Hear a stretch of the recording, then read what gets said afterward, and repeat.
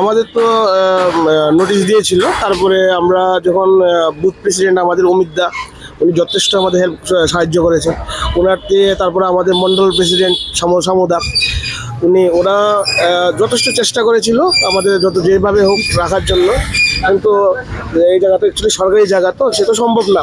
তারপরে আমার CM sir, আমাদের মেয়র বিশেষ করে বলতে হবে, ওরা যথেষ্ট আমাদের সাহায্য করেছে। তারপরে আমার সিএম স্যার আমাদের গত সপ্তাহে আমাদের ওনার এই মিটিং করেছিল আমাদের সাথে, বড়দের সাথে। তো ওখানে বলেছে যে ওনারা এই জায়গাটা সত্যি কথা যে এটা সরকারি জায়গা ড্রেনের উপরে, আর আমরা যদি এখন শুধু আমাদের স্বার্থ চিন্তা করি তাহলে তো হবে না, আমাদের চিন্তা করবো দশের চিন্তা। আর আমাদের যে সরকার আছে এখন বর্তমানে, এছাড়া যথেষ্ট জনদরদী সরকার। আর এতটুকু বিষয় আছে, সরকার আমাদের কত ব্যবস্থা একটা করবে, এবং আমাদের সিএম স্যার বলেছে যে আমাদের ব্যবস্থা করবে। এখন এটা তো আমি বলতে পারবো না যে কবে করবে, কি আসবে, সে কিন্তু করবে। আর এই ড্রেনের উপর তো সারা জীবন তো থাকা সম্ভব না।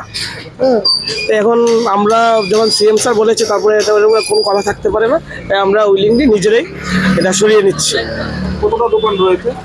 52টা দোকান, আর একটা দোকান দোকান actually Netaji press centre, total 53টা সব। কোনো জায়গা থেকে পুনরায় দেওয়া হবে? না, এখনো পুরোপুরি এটা বলেনি, কিন্তু বলেছে হয়ে যাবে। হ্যাঁ, টাইম লাগবে।